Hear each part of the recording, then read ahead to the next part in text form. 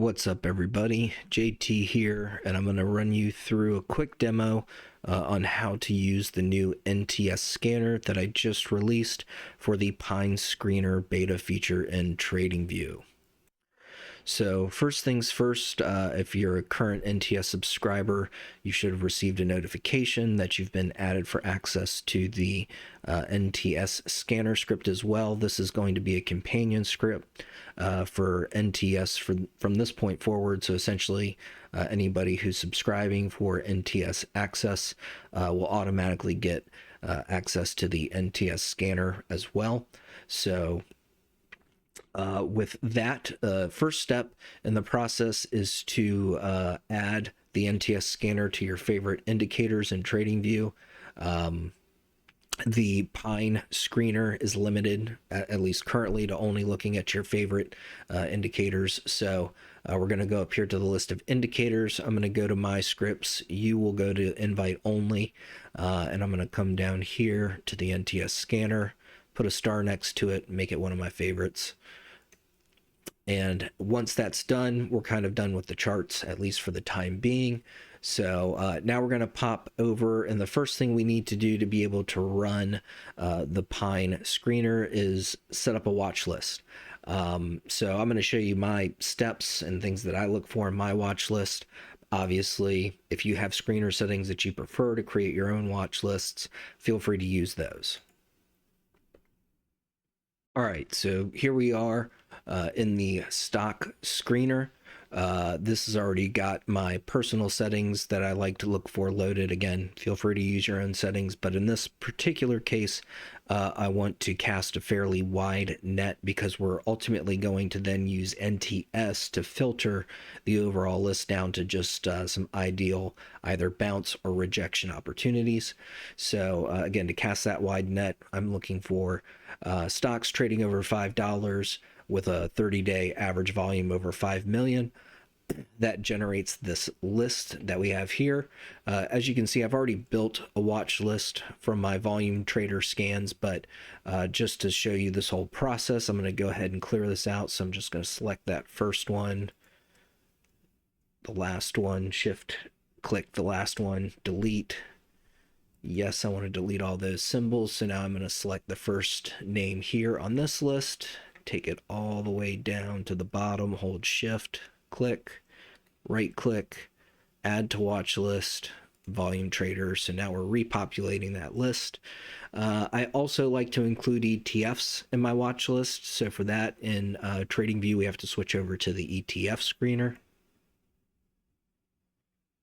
And again, here we have my preset volume traders, no leverage. So I'm looking for non-leveraged ETFs trading over $5 with a 30-day average over 10 million in this case. So that gives me this list of 51 tickers to look at. Same process, select the first, shift click, select the last, right click on the list, and add those to the volume traders as well. So now I have a watch list comprised of all those stocks and ETFs that have met my criteria. Now I can move over to the Pine Screener. So we're going to do this in a new tab. And I've got this already added to my favorites. It's probably not on there by default for you. So you'll want to come down here to the individual tools, find that Pine beta screener right there, put a star next to it so it's always right there, just a click away. And then we come over here to the Pine Screeners. All right, here we are in the Pine Screener. We've got the watch list already selected here. Volume traders, you can of course select any watch list that you've built to run the scans on. So again, we just compiled this volume traders list, so we're going to use that. Choose indicator, we're going to use the NTS scanner. You can ignore these values right here, these settings. They are just components of the NTS flag, but they don't have any alert conditions or anything like that that we can use for scanning purposes. So you can just ignore these. What we're really looking for are these bounce opportunities and rejection opportunities. But let's make some tweaks to our scanner settings first. So I'm going to drop this down. By default, the time frame is always 1 day, at least in the current version of this Pine Screener, which again is still in beta.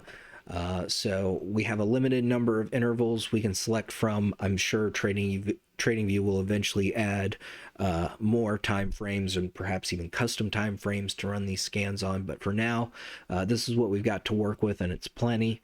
So I'm going to go with the 2-hour time frame for my scans.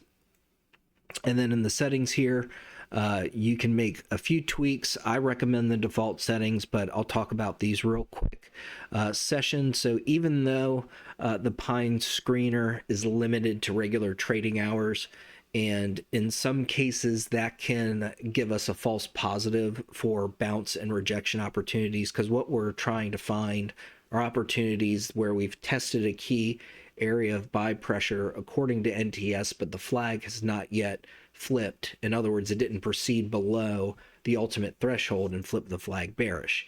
Now, if that flip happens during the extended hours session, it will still show as a positive here in the screener, because TradingView again stops looking at the market as of 4 p.m. essentially. But we're able to, via Pine script, trick it into still calculating the flag using extended trading hours. So I've done that here. If it's a name that trades fairly low volume during the extended hours sessions, feel free to switch that to regular trading hours. Or if you happen to like how NTS performs on a particular stock, or any asset really, I should say, with the regular trading hours chart, then by all means switch to that. But the default's extended trading hours, and that's kind of what I recommend as a general best practice in NTS. Bar look back for bounces or rejections. So this is how many candles back are we going to look to see if we've tested the either the bounce zone or the rejection zone. Feel free to take this further back if you want to. I wouldn't really make it any tighter because you probably won't get many results. But if you go too far back, we might, the response to that bounce zone or that rejection zone might have already happened, right? So again, feel free to tweak this setting, but I kind of feel like 5 is the sweet spot. And then bar type, again, if you're more of a person who prefers how NTS performs, using Heikin-Ashi candles versus regular candlesticks, by all means, feel free to switch this.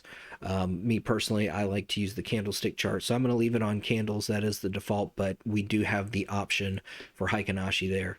So I'm happy with all these settings, and again, generally speaking, the default settings are right where you want them, but feel free to play with these as you see fit.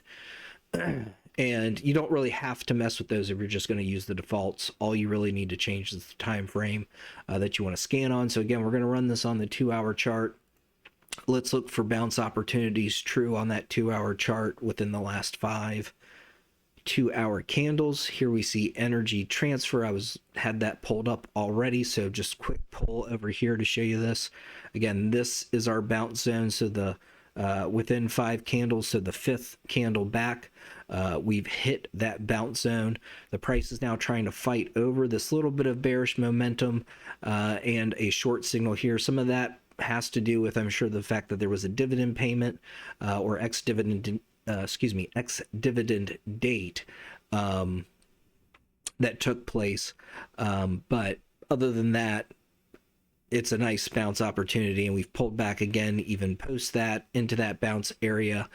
So we could see this start to curl up. If we zoom in a little bit, we can see that starting to curl up. So now we're showing a counter trend and perhaps trying to flip this momentum back bullish. You can see the candles, instead of rejecting out of this sell pressure, they're now bouncing off the bottom of it.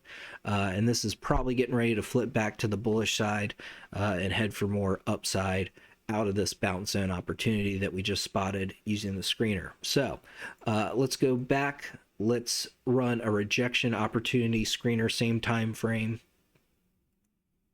So I'm going to reset that. I'm going to scan to pull back our full list of 404 tickers. And so now we're going to look for true rejection opportunities. Let's run that scan. Lots of them listed here.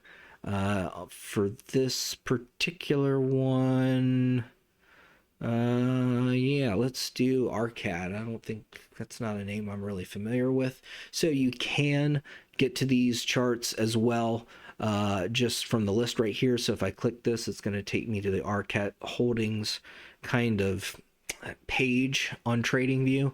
But ultimately, we want to see the full chart. So we're going to go there, pulls up RCAT for us, 2-hour chart.